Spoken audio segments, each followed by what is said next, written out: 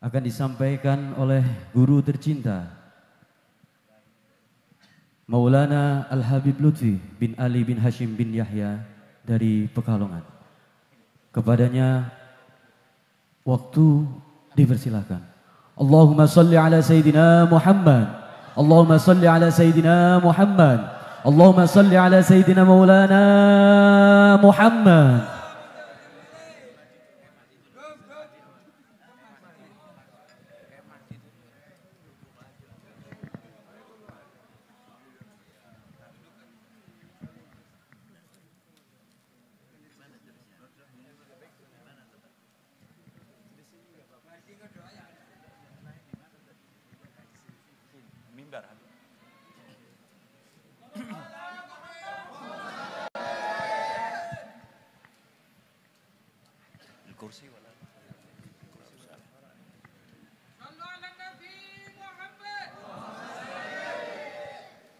Assalamualaikum warahmatullahi wabarakatuh.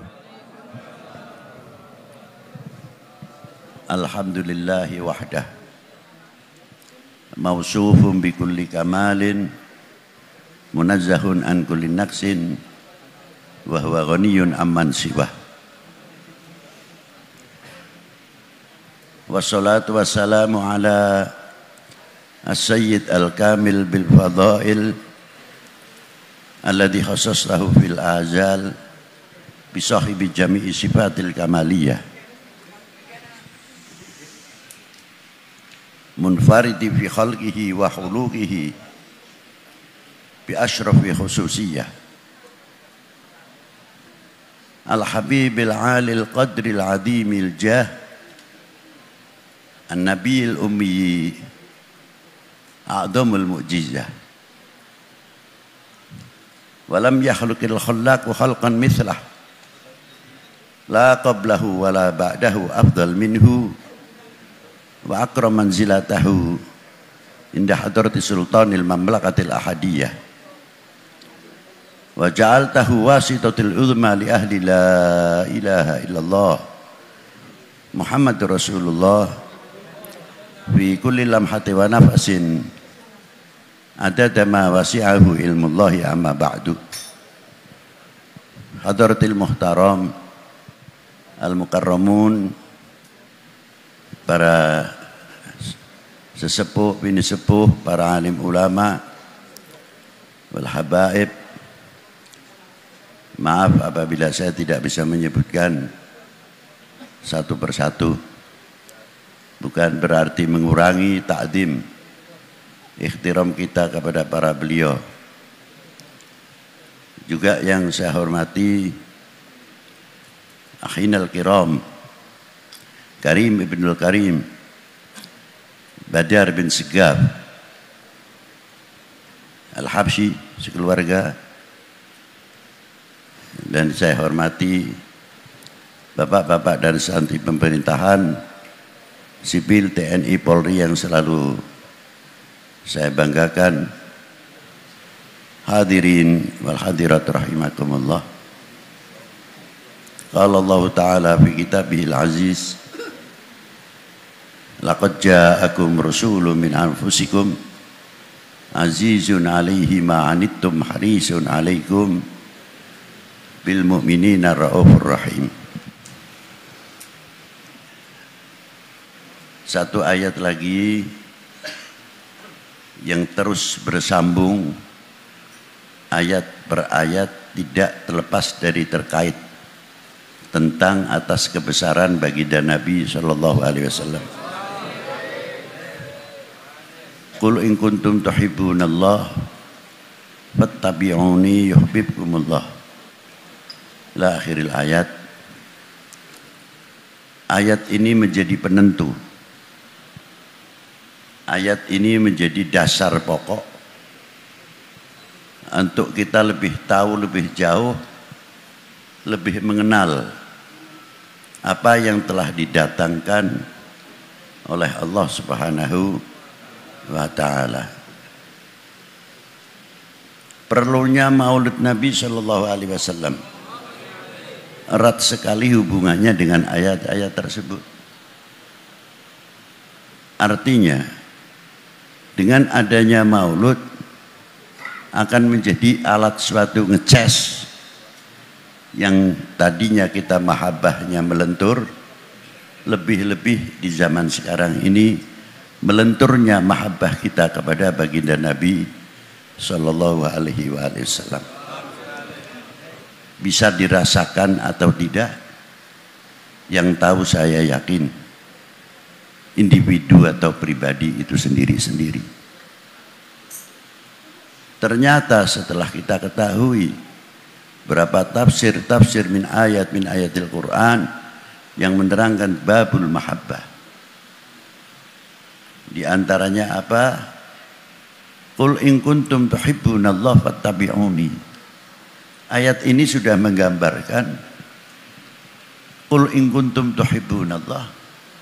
Ini sudah menggambarkan orang yang paling dicintai oleh Allah dan orang yang paling cinta kepada Allah Subhanahu wa taala.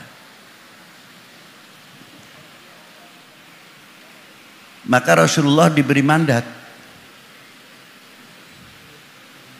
untuk umatnya disebut Qul in kuntum. Tapi ketika kepada Rasulullah, karena yang tahu sebenarnya cinta kepada Allah, diberi mandat seluas-luasnya pakainya mufrad. Fattabi'uni. Itu tidak bisa ditawar. Ikutilah saya. Ikutilah aku. Dalam makna yang lebih dalam, kalau orang ingin tahu tafsir yang lebih luas, sebab di dalam tafsir Al-Quran, qul law kanal bahru midada li kalimati rabbi ila akhiril ayat. Kalau kita tafsirkan lebih jauh lagi, mengapa Allah Ta'ala mengambil contoh qul law kanal bahru midada li kalimati rabbi? Apa yang ada di dalam laut bukan sekadar midad, tapi arti daripada midad itu sendiri sangat luar biasa kalau digandeng dengan ilmu pengetahuan. Mengapa kok pakainya contohnya laut, kok tidak contoh yang lain? Karena laut itu mempunyai pendirian. Kalau selain laut belum tentu mempunyai pendirian. Ketika kita lihat ke pelabuhan, apa yang kita lihat? Paling perahunya banyak, mendapatkan ikan banyak dari yang kecil sampai yang besar. Dan laut, tahu kita kekayaan Allah Subhanahu wa taala. Tapi ada rahasia yang luar biasa. Apa di antaranya? Apabila musim kemarau, lautan itu dari sungai-sungai per detik masuk itu berapa juta kubik. Kalau musim hujan, berapa miliar kubik per detik masuk ke laut. Anehnya tidak mampu mengotori laut. Paling jauh 3 mil, 4 mil, kuning semuanya, tapi hanya 4 mil. Semua disapu oleh gelombang. Ots, minggir. Mau tidak mau minggir. Tidak bangkainya, tidak limbah, tidak semuanya. Semua disapu habis. Maka pantai itu kebanyakannya kotor. Dibawa gelombang. Laut sendiri bisa mempunyai, kami tidak terima kotoran masuk. Kalau kita sudah mengetahui kalau musim hujan berapa miliar kubik yang masuk per detik, yang masuk itu tawar, yang dimasuki airnya asin. Mampu tidak merubah air asinnya air laut? Tidak mampu. Berarti laut mempunyai jati diri, laut mempunyai harga diri. Kalau kita taruh umat ini mempunyai jati diri, harga diri, wa huwa qawiyun ala aqidatihim ala ahli sunnah wal jamaah, insyaallah kita tidak kalah dengan laut. Mestinya kan begitu. Itu satu isyarat. Dalam menafsirkan Al-Quran kalimat Rabbi, kita pun mempunyai pendirian. Bagaimana kita pijakan-pijakan kita tidak asal. Itu diantaranya. Maka Allah Ta'ala menggambarkan dengan kullau kanal bahru midada. Lain daripada itu, mengapa air laut selamat dari pengaruh ultraviolet? Ini ilmu pengetahuan. Jangan dikira Quran itu hanya menerangkan boleh dan tidak boleh. Karena gelombang air asinnya itulah yang selalu menolak pengaruh ultraviolet. Sehingga menjadi netral apa yang ada di dalam air laut itu sendiri. Kandungannya luar biasa. Sekarang ditemukan kapal kecil pakai tenaga patromak. Bukan kapal ya. Patromak menggunakan air laut. Nyala. Dan kekuatannya sampai 12 jam. 25 watt menyala. Jadi kalau saat ambil aja air laut masukkan. Ini penemuan. Kaya benar. Jadi memberikan satu contoh. Kulau kanal bahru midada li kalimati rabbi. Ini banyak yang kita ketinggalan, tidak sejauh mana. Tidak mau kita menggali sejauh mana sebetulnya. Ilmu pengetahuan. Diberikan kepada siapa kalimat Rabbi? Afdhalil khalqi alal itlaq. Maka Rasulullah tidak butuh dengan guru. Rasulullah tidak ma yahtad qira'a wa yahtad al-huruf. Karena Rasulullah Nabil Ummi, hakikat daripada Nabil Ummi, tarbiyah langsung minal Maula azza wa jalla. Ma yahtad ilal huruf. Tapi Rasulullah perlu ditulis. Rasulullah perlu dibaca, bukan Rasulullah membaca, bukan Rasulullah untuk menulis. Maka saya katakan Nabil Ummi a'dhamil mu'jizah di sini. Ada bani Rabbi fa ahsana ta'dibi. Langsung yang mengajarkan tarbiyah siapa? Ma yahtat ilal huruf. Yang mendidik tidak butuh dengan huruf. Diberikan kepada siapa? Nabiyuna Maulana Muhammadin sallallahu alaihi wasallam. Pantas kalau ayat ini lalu diteruskan fattabi'uni. Ikutilah saya. Cara menafsirkan Al-Quran kok tidak melalui baginda Nabi SAW langsung sangat mengkhawatirkan. Dalam bentuk ibadah, dalam bentuk mafahim harus mengikuti fattabi'uni. Dalam bentuk mahabbah, dalam bentuk cinta kita harus tetap mengikuti baginda Nabi SAW. Nah, dengan ayat ini satu sahabat bertanya, mata aku na mu'minan shadiqan ya Rasulullah. Kita dikategorikan orang yang cinta kepada Allah. Dijawab sama Rasulullah, idza ahbabtallah, selagi kalian cinta kepada Allah. Selanjutnya, selagi mencintai Rasulnya. Selanjutnya ya Rasulullah, mengikuti torekohnya dan sunnahnya. Mengapa mahabbah didahulukan? Justru torekohnya yang kita pandang penting kok tidak didahulukan. Ternyata nilai mahabbah itu sangat luar biasa. Karena maqamatil mahabbah di bawah maqamatil ridha. Di dalam dunia tasawuf demikian. Kedudukan paling tinggi diantaranya untuk mencapai maqamatul ridha, mencapai maqamatil mahabbah dahulu.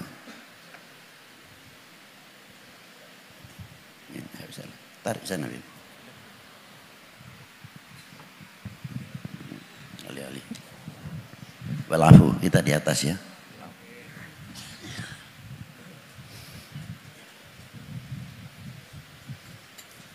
Kalau orang mempunyai maqamatil mahabbah, husnudzonnya kuat. Yang pertama husnudzon kepada siapa? Kepada Allah Subhanahu wa taala. Tidak bakal artinya itu terkena penyakit suudzon billah. Wal yadu billah. Hatinya selalu akan berprasangka baik kepada Allah taala. Walaupun mencari rezeki setengah mati istilahnya. Tetap hati itu kan hidup. Karena apa? Mahabbah. Tapi kalau sudah mulai goyang mahabbahnya, muncullah penyakit prasangka jelek kepada Allah Subhanahu wa taala. Ini kepada Allah Ta'ala. Wa kadzalik husnudzan bi rasulih. Kita selalu di dalam kita menceritakan kepada Rasulullah, menceritakan baginda Nabi sallallahu alaihi wasallam, selalu akan bercermin kepada siapa yang kita ceritakan, di antaranya maulud Nabi itu tadi. Dan tidak mungkin akan berprasangka jelek kepada baginda Nabi sallallahu alaihi wasallam. Karena di dalam menafsirkan haknya Rasulullah SAW ada 3 hal. Tetap tidak lepas dalam wajib, mustahil, jaiz. Tetap mengikuti. Oh, ini yang jaiz. Oh, baru kita terangkan. Oh, ini mustahil. Kalau Rasulullah demikian. Kalau ini wajib baru. Jadi kita kenal benar di dalam ayat yang tersinggungan atau menyangkut baginda Nabi sallallahu alaihi wasallam, harus kita pedoman pertama kali wajib, mustahil, jaiz. Itu yang pokok. Baru nanti kita ketemu. Itu diantaranya. Nah, di dalam husnudzon billah wa husnudzon bi rasuli, banyak satu hal yang dicontohi oleh Rasulullah. Satu contoh ketika Rasulullah menyuapi seseorang Yahudi. Seorang Yahudi ini selalu saben hari misui terus ning Kanjeng Nabi ora tau liren. Yang menyuapi sarapan pagi, siang, asya siapa? Baginda Nabi sallallahu alaihi wasallam. Padahal orang itu paling benci kepada Rasulullah. Lamun saiki kaya-kayane nyong nafsirna beda maning. Lho kan Kanjeng Nabi gelem dulang karo Yahudi. Durung Islam maning. Mesti kita kritik. Untung Kanjeng ini menang. Nah itulah. Mana Pepluci kayak kue, sejagat muni kabeh kaya-kayane. Nah, coba. Tapi kita tidak. Karena kita husnudzon kepada Rasulullah. Tidak sekali-kali dilakukan oleh Rasulullah. Ini barang yang jaiz. Ala sabilid dakwah, sabilur risalah, wa balagha risalah. Bagaimana pahitnya kayak apa Rasulullah cara menyampaikan. Sampai segitu jauh orang yang paling suka menyumpah dan lain sebagainya masih diberi. Akhirnya setelah Rasulullah tidak ada, Islamnya duduk justru di tangan Sayyidina Abi Bakr As-Siddiq radhiyallahu anhu. Ini kok tangan lain. Saya perhatikan kemana yang biasa menyuapi saya. Sudah meninggal. Siapa dia? Muhammad ibn Abdullah Rasulullah. Dia nangis luar biasa. Fa aslama. Maka dia Islam.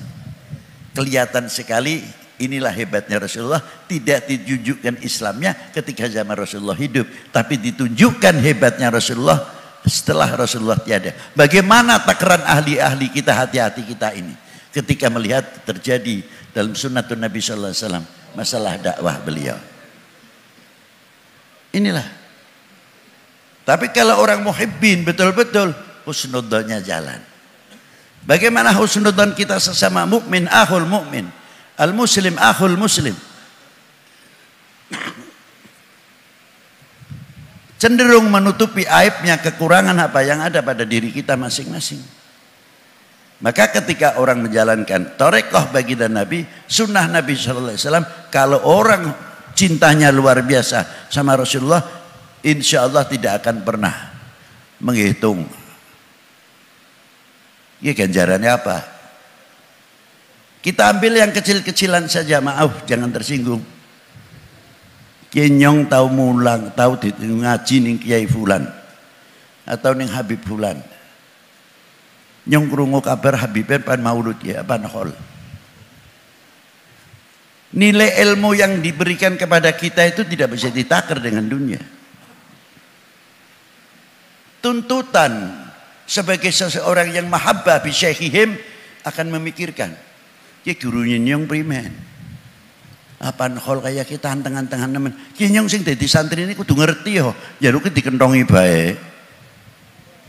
Mbus wedhu setugel, mbus wedhu siji. Lil mahabbah bi syekhihim. Ora terus nyumpahi wedhu siji pidatone rang teng-teng. Jarene muhibbin. Niki umpama baik. Tapi ke al-muhibbin berbeda. Nih bedanya. Orang yang muhibbin kepada orang yang muhibbin cenderung menutupi aibnya saudara mukmin lebih-lebih kepada guru-guru kita wa habaibna. Kalau kita cinta kepada para ulama, kami tidak akan biasa mencari segala kelemahan kekurangan yang ada pada ulama-ulama kita. Wa kadzalik kita nahnul muhibbin bi ahlil baitin Nabi sallallahu alaihi wasallam. Fa in lam takun la muwafiq faskutu. Jika kita tidak cocok, diam. Jangan memberikan contoh orang itu akibatnya tidak suka dengan ulama, tidak suka dengan habaib. Wa'alaikum bihusnudzan. Inilah orang mahabbah hebatnya di sini. Maka pantas tuhibbunallah, kamu akan dicintai oleh Allah Subhanahu wa taala. Dalam menjalankan sunnahnya, tarekatnya tidak berpikir nyong ganjarane pira, wis pokoke nyong jalakaken amo amalae tarekate wong nyong sing paling seneng, paling tak demeni. Nyong ora mikir kowe. Nyong pingine besok dikumpulkan bareng karo sing tak demeni. Inilah rahasia mahabbah itu. Tapi diingatkan oleh Rasulullah sallallahu alaihi wasallam. Apa di antaranya? Mau bosan of tidak? Saya sering bawakan masalah. Sebab untuk ini zaman sangat penting. Kadar bobot iman seseorang adalah tergantung kecintaannya kepada Rasulullah sallallahu alaihi wasallam.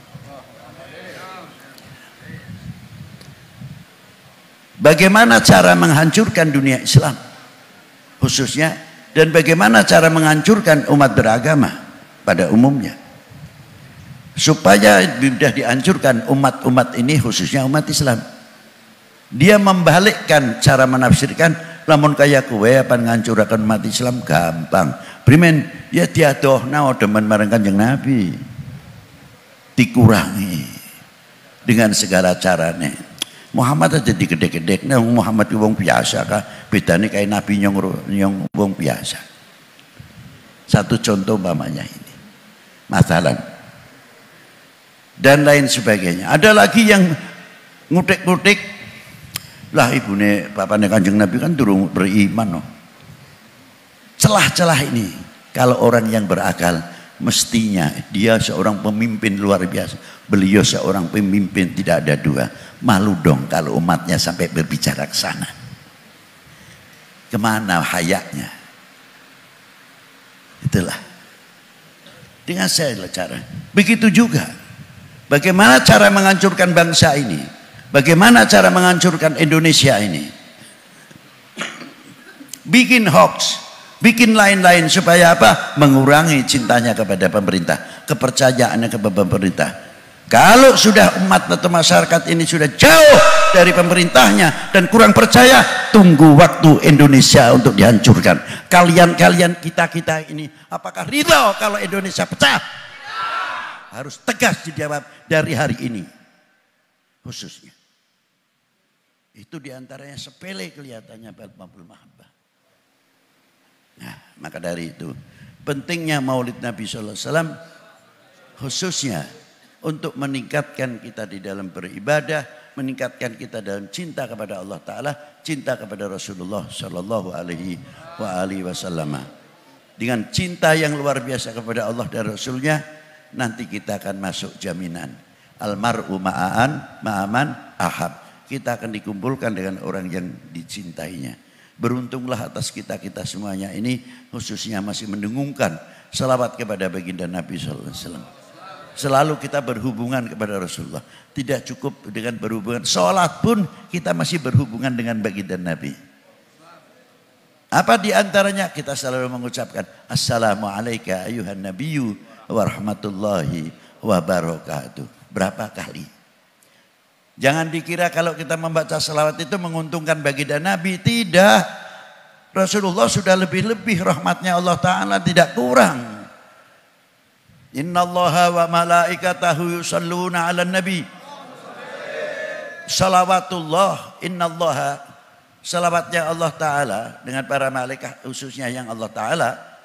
Apa maknanya? Rahmatan makrunatan bita'dim. Kada fi kitab qadil iyad dan lain sebagainya, Ibnu Hajar dan lainnya. Jadi selawatnya Allah Ta'ala kepada Rasulullah itu rahmat tapi disertai makrunatan bita'dim, mengangkat baginda Nabi sallallahu alaihi wasallam. Sudah kita ambil yang contoh yang ringan saja. Pernahkah Rasulullah Allah Subhanahu wa taala memanggil Rasulullah ya Muhammad? Paling ada di hadits qudsi. Tapi Allah Ta'ala setiap memanggil kepada Rasulullah apa? Ya Yasin, Toha, ya Muzammil, ya Mudaththir, dan lain sebagainya. Pangkatnya Rasulullah yang diangkat. Ini yang menciptakan, menghargai atas ciptaannya. Kita ini apa? Hah? Sampai Allah Ta'ala berfirman, jangan kamu memanggil kepada kekasihku ini sebagaimana engkau memanggil sesamamu. Allah Ta'ala memberikan contoh. Nah, selawat kita kepada Rasulullah itu muttasil, silaturahmi kita kepada Rasulullah.